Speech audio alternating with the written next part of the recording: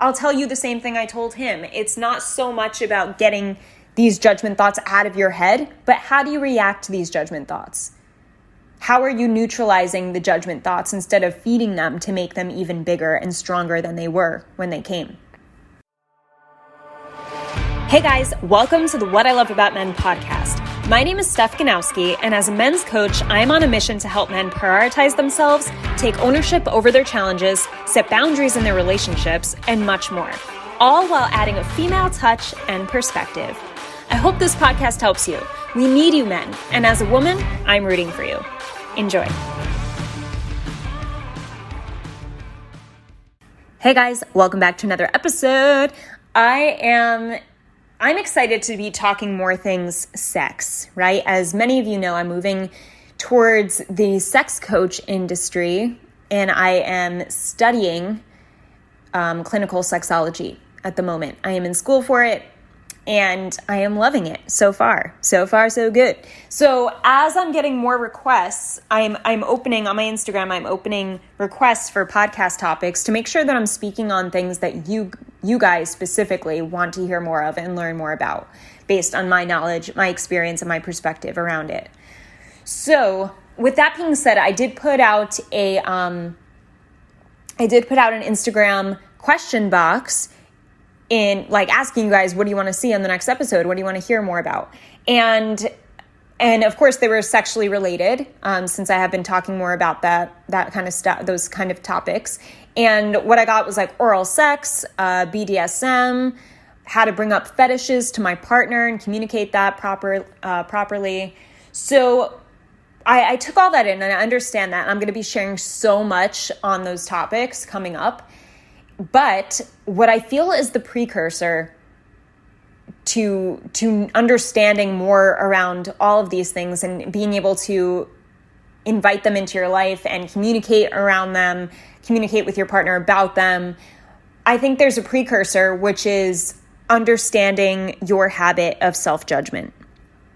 Because especially when it comes to sex, there can be a lot of shame, a lot of self-judgment, fear of judgment from others, discomfort, embarrassment, because it's so taboo, right? It's such a taboo subject. And if we feel we have a certain sexual interest that isn't the norm, we don't even know if it's the norm, and we start thinking twice about it, then we think twice about ourselves, then we lose trust in ourselves, then we lack communication skills because of that loss of trust in ourselves, and then we lose our boundaries because we don't feel confident in trusting ourselves, so we just allow people to walk all over us, and then we eventually need people in order to prove that we're a worthy person because we have lost all of our boundaries and love and trust for ourselves.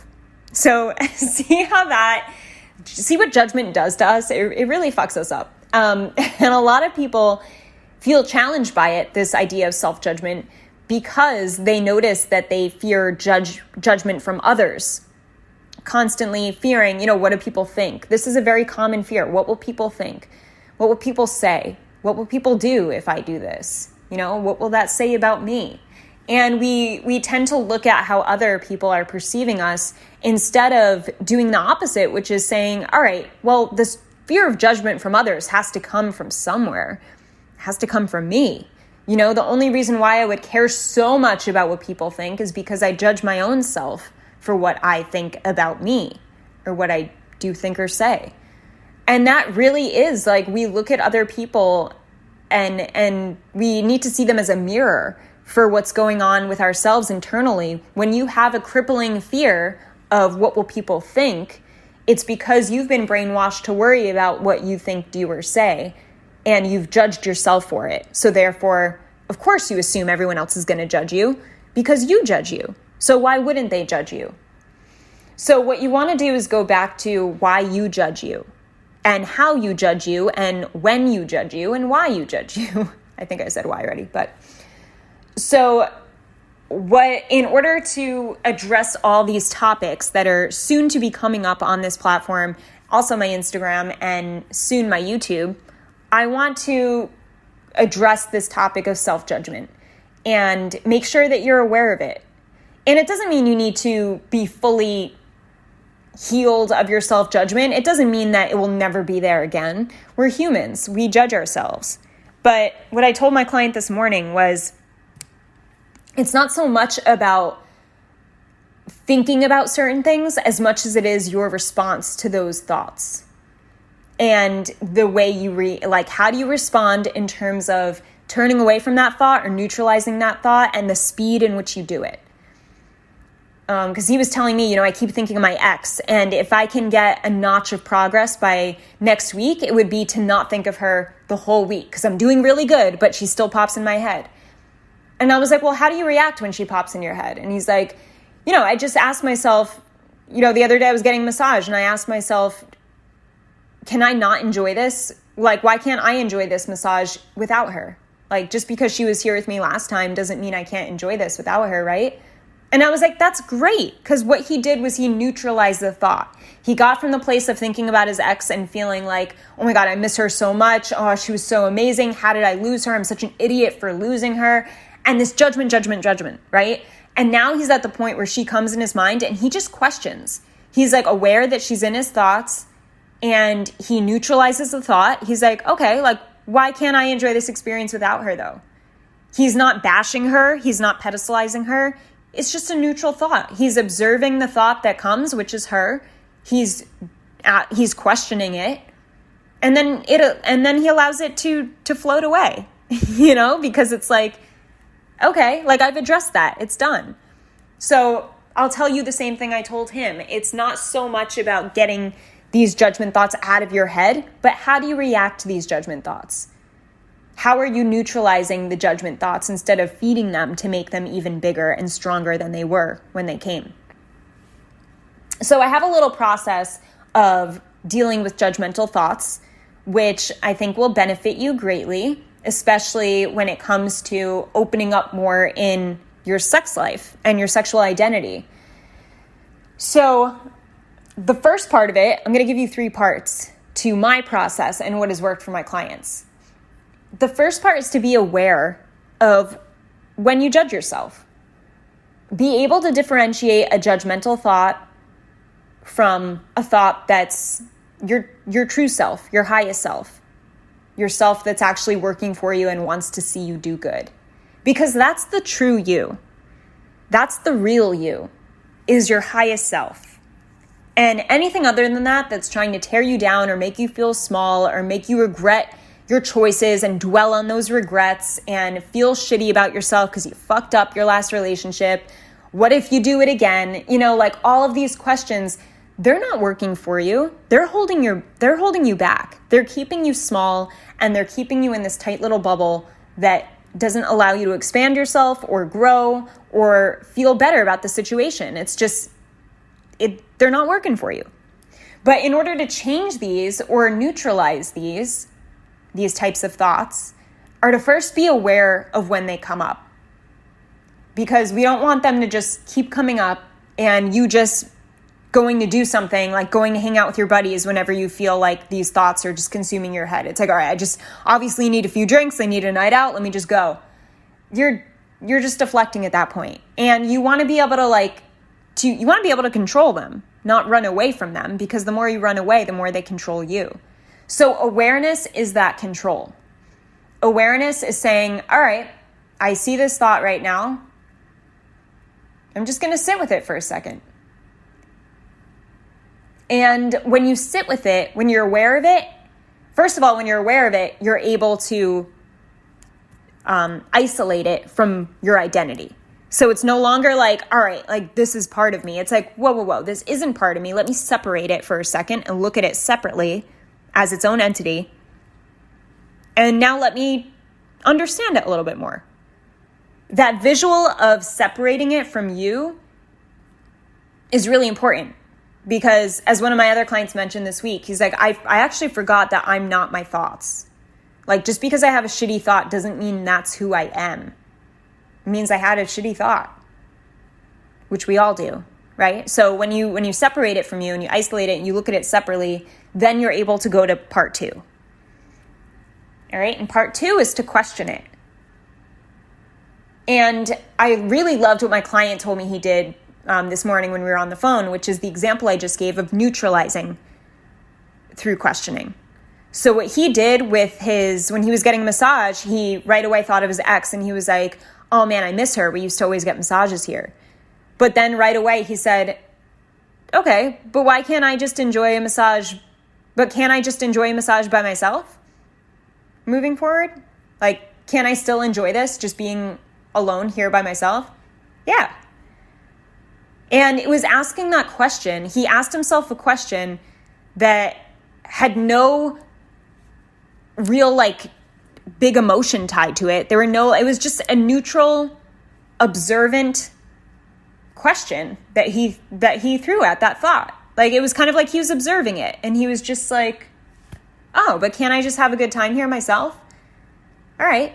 And it just released the feelings that were coming on. You know, he could have responded to that being like, fuck, I really do miss her. You know, like, we used to do this together. We would get the couples massage and then we would hang out and we would have those conversations in the spa room where we were like drinking tea and like, oh, I just remember her smile and like, I can't believe I fucked that up. Shit, why did I let her go? Oh, I always do this. I ruin everything good that comes to me. You know, like, it is easy to go down negative spirals like that. But when you are in control of your thoughts and you're aware of what the thought is, and if you can neutralize it, it diffuses it. And it just like a puff of air, it like floats away. So step 1 is awareness of the judgmental thought. Step 2 is to question it in a neutralized way. You're not hating on it. You're not praising it. You're just like observing it. All right, this is the thought. Is this true? That's a really good, easy question to remember. Is this really true? Most of the time it's not. So just asking the question is a really good way to neutralize it and allow it to just float away instead of you getting emotional about it. Step number 3 is to play devil's advocate and actually prove the opposite of what the judgmental thought is trying to say. So, you know, say like you've questioned it in a neutralized way, and then after that, you want to go a little further and just because maybe this is a thought that keeps coming up. So like you ask the neutralized question, it's like, you know, is this really true? No, it's not. And here's why it's not true. Like, even this last week, this happened, you know, to prove that I had like a really good time being single. Like, I could still have fun being single. I could still enjoy myself being single. You know, I'm just using this one example. So you're actually like taking specific examples of things that happened to you to play the opposite end of that judgmental thought, to prove it wrong with even more evidence and truth. Because what we tend to do is we have a judgmental thought and all of a sudden we think of all the memories and the evidence that backs up that judgment, which is what makes us go down negative spirals. We believe it, right? And we believe it because we have evidence to back it up. And when you point out and focus on that evidence, it makes that belief stronger. So when you're playing devil's advocate in a judgmental belief that you're trying to neutralize and remove from your daily habits, like say this thought is just always coming up, then you want to play the evidence, you want to bring up the evidence of the opposite. You know, like, I'm such a boring person. Say that's like a belief, a judgmental thought, oh, you're so boring. Like, this person didn't look like they were really into that conversation because you're boring. Like, no one really wants to talk to you. You don't have much interesting things to say. All right, so then you would say, all right, is that true though? Is that honestly true? Am I a boring person?